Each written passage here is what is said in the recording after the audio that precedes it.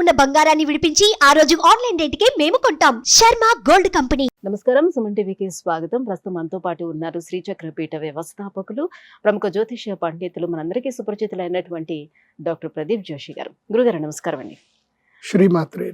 గురుగారు, అక్షయ తృతీయ అనగానే అందరికీ గుర్తొచ్చేది మంచిగా బంగారం. ఆ రోజు బంగారం కొనుక్కోవాలి, లక్ష్మీదేవి అనుగ్రహం కోసం లక్ష్మీ పూజను కూడా చేసుకుంటూ ఉంటారు. అయితే అక్షయ తృతీయ యొక్క వైశిష్ట్యం ఏంటో తెలియజేస్తారా? శ్రీ గురుభ్యో నమః. శ్రీమాత్రే నమః. సిద్ధలక్ష్మీర్ మోక్షలక్ష్మీ జయలక్ష్మీ సరస్వతి శ్రీలక్ష్మీర్ వరలక్ష్మీ చ ప్రసన్న మమ సర్వదా. శ్రీమాత్రే. లక్ష్మీదేవి యొక్క గొప్పతనం ఏంటో మనం ఎవ్వరికీ ప్రత్యేకంగా చెప్పాల్సిన అవసరం లేదు. చిన్న పిల్లాడి దగ్గర నుంచి అందరికీ తెలుసు. లక్ష్మీదేవి అంటే ఏంటి అంటే డబ్బులు. అందరికీ తెలిసింది లక్ష్మీదేవి అంటే cinnamon for the money. Money అంటే లక్ష్మీదేవి, లక్ష్మీదేవి అంటే మనీ. ఇది అందరికీ తెలిసిన విషయం. మరి అక్షయ తృతీయకి లక్ష్మీదేవికి సంబంధం ఏంటిది అసలు చాలా మందికి తెలియదు. అక్షయ తృతీయ రోజు బంగారం కొనుక్కోవాలి అని అంటారు. ఇది ఎక్కడ కూడా ఏ పురాణంలో కూడా లేదు. కానీ ఇది ఎలా వచ్చింది మరి అందరికీ? మరి పురాణంలో కూడా ఎవరు చెప్పారు, ఎందుకు వచ్చింది అంటే ఫస్ట్ ఒకటి మనం గుర్తుపెట్టుకోవాలి. అక్షయ తృతీయ అనేటువంటి పేరుని మనం డీకోడ్ చేద్దాం. అక్షయ, క్షయము అంటే ఏంటి? నాశనం అవ్వడము. క్షయనం అంటే ఏంటి? మొత్తం కొలాప్స్ అయిపోవడం. క్షయం తగ్గుతూ ఉండడము అని అర్థం. అక్షయం, నా క్షయం అక్షయం అంటే క్షయము కానటువంటిది, అంటే ఎల్లప్పుడూ పెరిగేది, తరగనటువంటిది అక్షయం. సో దాన్ని అక్షయ తృతీయ అన్నారు. కేవలం తృతీయ అనవచ్చు కదా, అక్షయ తృతీయ అని ఎందుకు అన్నారు మరి అంటే ఇది సంవత్సరంలో వచ్చేటువంటి ఒకే ఒక్క ముహూర్తం. ఈరోజు మీరు ఏ పని చేసినా అది అక్షయం అవుతుంది. ఈ రోజు మీరు ఉద్యోగం చేశారు, ఉద్యోగంకి వెళ్ళారు, అది అక్షయం అవుతుంది. అది మంచా చెడా? మంచిదే కదా. అంటే మీ జీవితాంతం బానిసగానే ఉంటారు. బానిస ఉంటారా అంటే ఆలోచనను బట్టి అదే ఉంటుంది. అక్షయ తృతీయ రోజు నేను చెప్పేది ఏంటంటే ఉద్యోగం చేయకూడదు. అక్షయ తృతీయ రోజు ఏ పని చేయకూడదు. అక్షయ తృతీయ రోజు ఏం చేయాలంటే ఏ పని చేయగలిగితే అక్షయం అవుతుంది. ఎప్పటికి అక్షయము అంటే జీవితాంతము, అంటే జీవితకాలము, జన్మాంతర కాలానికి అక్షయమైనది ఏంటి అంటే పుణ్యం. ఏం సంపాదించుకోవాలి? పుణ్యం సంపాదించాలి. ఈ అక్షయ తృతీయ రోజున చేసిన దానము, ధర్మము, శుభము ఇవి ఎప్పటికి ఉంటాయంటే జన్మాలకు కూడా ఉంటుంది అని చెప్పి పద్మపురాణంలో చెప్పారు. అందుకే ఈ యొక్క సంవత్సరం మొత్తం మీద ఏ రోజును కూడా అక్షయంగా చెప్పలే. ఈ ఒక్క రోజున మాత్రమే అక్షయ తృతీయ అన్నారు. అక్షయం అని ఎందుకు అన్నారు అంటే దీనికోసం. ఈ రోజే పరశురాముల వారు అవతరించినటువంటి పుణ్యదినం. అంటే ఆ పరశురాముడు భూలోకానికి దిగివచ్చారు. దిగివచ్చి క్షత్రియ కులాన్ని మొత్తం కూడా నాశనం చేసి మళ్ళీ భూమి మీద ధర్మ సంస్థాపన చేయడం అనేది జరిగింది. అంటే బలమున్నవాడిది జీవితం కాదు, బలమున్నవాడి శాసించేవాడు. అప్పటి వరకు క్షత్రియుడు అంటే వాడు బలమున్నవాడు, భయపెట్టి అందరినీ శాసించేవాడు. అలాంటి క్షత్రియ కులాన్ని మొత్తం కూడా సంహారం చేసి ధర్మ సంస్థాపన చేసినటువంటి పరశురాముల వారు అవతరించినటువంటి రోజు ఇదే అక్షయ తృతీయ రోజున. పరశురాముల వారు ఈ భూమండలాన్ని మొత్తము కూడా కశ్యప ప్రజాపతికి దానం చేసిన రోజు. దానం చేసి తన యొక్క గొడ్డలి పేటుతోటి కేరళ ఏదైతే ఉందో కొంకణ్ అంటారు. కొంకణ్ అంటే గొడ్డలి అని అర్థం. ఆ కేరళ ప్రాంతాన్ని మొత్తం కూడా గొడ్డలితోటి ఇలా కొట్టారు కాబట్టి ఆ ప్రదేశం మొత్తం కూడా పరశురాముడి క్షేత్రం అది. అలా భూమి మొత్తం కూడా దానం చేసిన మహాద్భుతమైన పుణ్యదినం ఇది. అందుకే ఆయన వరం ఇచ్చారు. అక్షయ తృతీయ రోజు ఎవరైతే గనక లక్ష్మీనారాయణుల యొక్క ఉపాసన చేస్తారో, అంటే మహాలక్ష్మి ఉపాసన ఎవరైతే చేస్తారో, యాగం చేస్తారో, వాళ్ళు ఈ భూమండలాన్ని ఏలినంత పుణ్యఫలం వాళ్ళకి లభిస్తుంది. వాళ్ళ పుణ్యఫలము అక్షయం అవుతుంది అని చెప్పి ఆ రోజు పరశురాముల వారు ఇచ్చినటువంటి వాక్కు ఇది. అంటే కశ్యప ప్రజాపతి పరశురాముల వారికి ఈ వాక్కు ఇచ్చారు. ఎందుకోసమంటే కశ్యప మహర్షికి ఇదే అక్షయ తృతీయ రోజున పరశురాముల వారు భూమండలాన్ని మొత్తం దానం చేశారు కాబట్టి ఇది పుణ్యము, అక్షయమైన పుణ్యము. కాబట్టి ఈ వైశాఖ శుద్ధ తృతీయ రోజు ఎవరైతే గనక, ఇప్పుడు పరశురాముల వారు ఎవరు అంటే సాక్షాత్తు శ్రీ మహావిష్ణువు యొక్క అవతారం. కాబట్టి ఆ శ్రీ మహావిష్ణువు యొక్క ధర్మపత్ని ఎవరు? శ్రీ మహాలక్ష్మీదేవి. సో ఐశ్వర్యానికి మూల అధిష్టాన దేవత ఎవరు? లక్ష్మీదేవి. ఈ ప్రపంచములో ఉన్నటువంటి సమస్తమైనటువంటి ఆహారమునకు, పదార్థములకు, ధాతువులకి, సిరి సంపదలకు అన్నిటికీ కూడా అధిష్టాన దేవత లక్ష్మీదేవి. లక్ష్మీదేవి లేకపోతే ఇంకేది లేదు. మనం బతుకుతున్నాము అంటే కారణం లక్ష్మీదేవి. అందుకే ప్రకృతి అని అంటారు ఆమెని. ఆమె కోపం వస్తే దాన్నే వికృతి అంటారు. అందుకే లక్ష్మీ సహస్రనామంలోకి వెళ్తే ప్రకృత్యై నమః, వికృత్యై నమః, శ్రీయై నమః, మహాలక్ష్మీ నమః, సౌభాగ్యాయ నమః అని అమ్మవారికి అన్ని పేర్లు చెప్తారు. మీరు ఎప్పుడైనా గుర్తుపెట్టుకోండి, సనాతన ధర్మంలో పేర్లు చెప్పారంటే ఊరికే పేర్లు చెప్పలే, వాళ్ళ యొక్క శక్తి అది. దాన్ని డీకోడ్ చేసి తెలుసుకోవాలి. ఆ అమ్మవారు ప్రకృతి. ప్రకృతిలో మీకు ఒకటి గుర్తుపెట్టుకోండి, ఐశ్వర్యం అంటే చాలా మంది బంగారం అనుకుంటారు. ఇప్పుడు ఉదాహరణకి ఒక ఐలాండ్లో మనం ఉన్నాం, లేదంటే ఇప్పుడు కోవిడే వచ్చింది అనుకుందాం. కోవిడ్ లాంటిది భయంకర రోగం వచ్చింది. మీ ఇంట్లో ఒక 100 టన్నుల బంగారం ఉంది. 100 టన్నుల బంగారం ఉంది. ప్రభుత్వం మొత్తం ప్రజలందరూ చనిపోతూ ఉన్నారు. బయటికి వెళ్తే రోగం వస్తే చచ్చిపోతున్నారు. మీ ఇంట్లో 100 టన్నుల బంగారం ఉంది. నీ ఫ్రెండ్ ఉన్నారు, ఆమె దగ్గర 100 ఎకరాల భూమి ఉంది, కానీ 100 టన్నుల బంగారం లేదు. ఇప్పుడు ఎవరు గొప్ప చెప్పు? మీరు గొప్ప, మీ ఫ్రెండ్ గొప్ప? 100 టన్నులు వీళ్ళ దగ్గర బంగారం ఉంది, ఆయన 100 ఏం టన్నుల చేసుకోవడానికి బంగారం లేదు ఉంది. కదా. 100 టన్నుల బంగారం వాల్యూ లేదు. ఇంకా జనాలు చచ్చిపోతున్నారు అక్కడ. బయటకు పోతే చచ్చిపోతారు. ఎకరాలు ఉన్నా కూడా చేసుకోవడానికి ఏం లేదు కదా. చేసుకోవాలి కదా. అప్పుడు పంటలు పండించుకుంటారు, బతుకుతారు.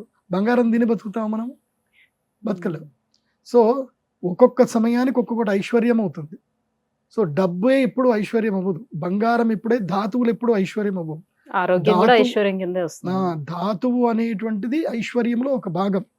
ఒకటి, మొత్తం 8 ఉంటాయి ఐశ్వర్యంలో. ఒకటి ధాతువు అంటే బంగారము, రెండవది వెండి, మూడవది ఆహారము, నాలుగవది ధాన్యము, ధాన్య సంపదలు ఏవైతే ఉన్నాయో అది, తర్వాత భూమి, తర్వాత ప్రియమైనటువంటి భార్య లేదా భర్త, లేదా ఇంకోటి ఏంటి సంతానము, ఆరోగ్యకరమైనటువంటి కుటుంబము, సంతానం, తర్వాత నమ్మకం కలిగినటువంటి పనివాళ్ళు.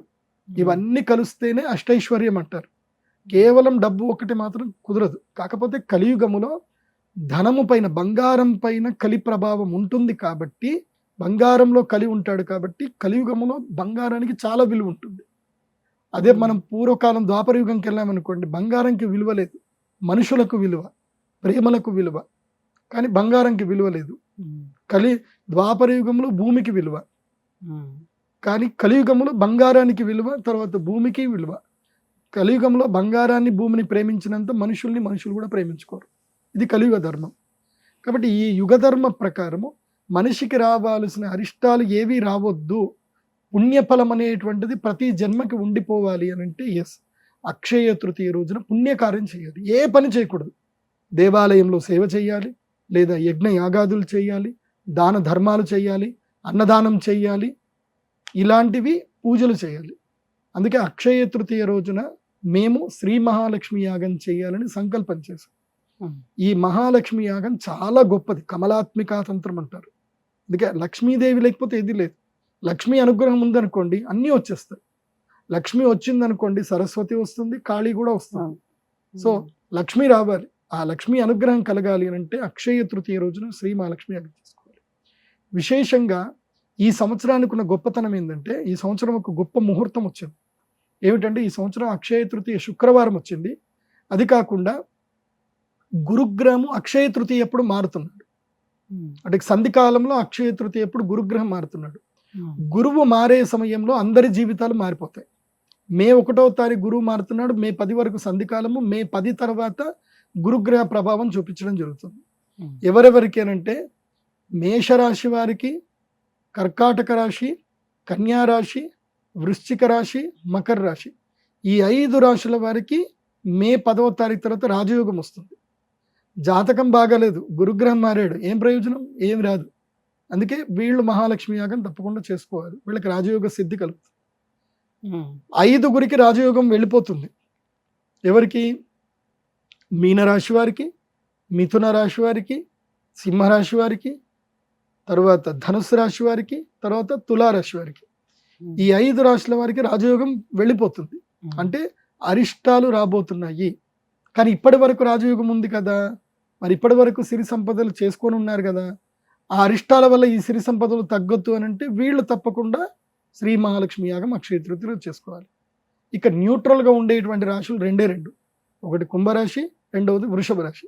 వీళ్ళు ఏం చేసుకున్నా ప్రయోజనం లేదు. సో వీళ్ళు సేవ తప్పకుండా చేయాలి. యాగం చేసుకుంటే గుడ్డిలో మెల్లి అన్నట్టుగా ఏదో నడిచిపోతుంది, ఆ తర్వాత సంవత్సరానికి బాగుంటుంది. కాబట్టి అక్షయ తృతీయ రోజున మేము అమ్మవారికి సహస్ర కుంభాభిషేకం చేస్తున్నాం. అంటే 1000 కలశాలలో నీళ్లు నింపి ఆ వరుణ మండల పూజ చేసి సహస్ర కలశ మండలావర్తి అయినటువంటి శ్రీచక్రాన్ని ఏర్పాటు చేస్తాం. ఆ శ్రీచక్రంలో అమ్మవారి యొక్క శక్తిని ఆవాహనం చేస్తాం. అలా ఆవాహనం చేసినటువంటి ఆ శక్తి జలముతో అమ్మవారికి అభిషేకం చేస్తాం. ఆ తర్వాత మీరు కావాలంటే ఎవరైనా రండి, మీ కెమెరాలో కూడా బంధించుకోండి. ఆ సమయంలో ముందు రోజు అంటే అక్షయ తృతీయ రోజున ఉదయం 9 గంటలకి అమ్మవారిని ఫోటో తీసుకోండి. అక్షయ తృతీయ రోజున అభిషేకం అయిపోయిన తర్వాత అమ్మవారి ఫోటో తీసుకోండి. ఇలా 1000 రెట్ల కాంతి కళ అద్భుతంగా కనిపిస్తుంది అమ్మవారి ముఖంలో. కాబట్టి అంత అద్భుతమైనటువంటి శక్తి సంపన్నమైనటువంటి రోజు అక్షయ తృతీయ. కాబట్టి ఆ అక్షయ తృతీయ రోజు అమ్మవారికి అభిషేకం చేసిన కలశము మీ ఇంటికి తెప్పించుకొని మీ సంకల్పం చేసుకోవాలి. ఇప్పుడు చాలా మందికి చాలా సంకల్పాలు ఉంటాయి. కొంతమందికి ఇల్లు కట్టుకోవాలని ఉంటుంది, కొంతమంది పిల్లలకి మంచి ఉద్యోగం రావాలి, వ్యాపారం చేయాలి. ఒక్కొక్కళ్ళకి ఒక్కొక్క రకమైన సంకల్పం ఉంటుంది. మంచి సంతానం కలగాలి. ఏ సంకల్పం చేయాలన్నా ఇంట్లో కలశం పెట్టాలి. ఆ కలశం ఎక్కడి నుంచి రావాలి అని అంటే వరప్రసాదంగా అమ్మవారి దగ్గర నుంచి రావాలి.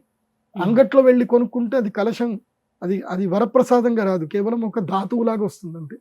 అదే అమ్మవారికి అభిషేకం చేసిన కలశం మీ ఇంటికి వస్తే అది వరప్రసాదంగా ఆ కలశం మీకు అక్కడ ఉంటుంది. అంటే అమ్మవారి యొక్క చేతి నుంచి మీకు ఇచ్చినట్టుగా ఉంటుంది. అలా అమ్మ చేతి నుంచి ఇచ్చిన కలశం మీ ఇంట్లో పెట్టుకొని సంకల్పం చేసుకొని ఆ కలశ పూజ చేయండి. ఇప్పుడు వరమహాలక్ష్మి వ్రతం చేస్తాం, అప్పుడు అందరం ఏం చేస్తాం, కలశానికి చక్కగా అమ్మవారి మోము పెట్టి చీర కట్టి పూజ చేస్తాం. అది ఏ కలశము అంటే ఇదే కలశానికి చేయాలి. మళ్ళీ ధనత్రయోదశి వస్తుంది, నవరాత్రులు కలశం పెట్టాలి సంకల్పానికి.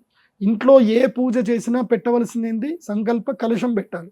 ఆ కలశము అక్షయ తృతీయ రోజున అమ్మవారి దగ్గర నుంచి తీసుకుంటే అది మీకు అక్షయం అవుతుంది, అది గుర్తుపెట్టుకోండి. కాబట్టి ఈ అక్షయ తృతీయ రోజున మనం ఏ పని చేయాలి అనంటే, ఏ పని వల్ల మనకి జన్మాంతరములుగా ఐశ్వర్య సిద్ధి కలుగుతుందో ఆ పని చేయాలి.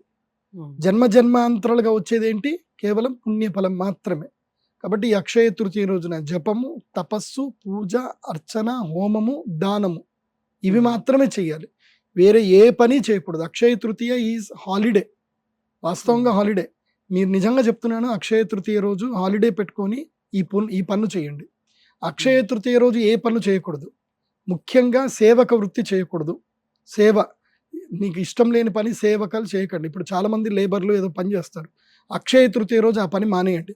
ఆ రోజు మీరు చేసే సేవ దేవాలయానికి సేవ చేయండి, అమ్మవారికి సేవ చేయండి. ఎక్కడైనా గుడికి వెళ్ళండి, ఆ గుడి మొత్తం క్లీన్ చేయండి, సేవ చేయండి. ఆ యోగం మీకు, అమ్మవారి యొక్క సేవ చేసే యోగం మీకు వస్తుంది. తర్వాత రెండోది, అక్షయ తృతీయ రోజు అప్పు చేయకూడదు, అప్పు ఇవ్వకూడదు. అక్షయ తృతీయ రోజు ఎవరికి ఏది అప్పుగా ఇవ్వకూడదు, ఎవరికి ఏది కూడా అప్పుగా తీసుకోకూడదు. అక్షయ తృతీయ రోజు సద్బ్రాహ్మణులకు, శ్రేష్టమైనటువంటి వారికి దానము చేయాలి.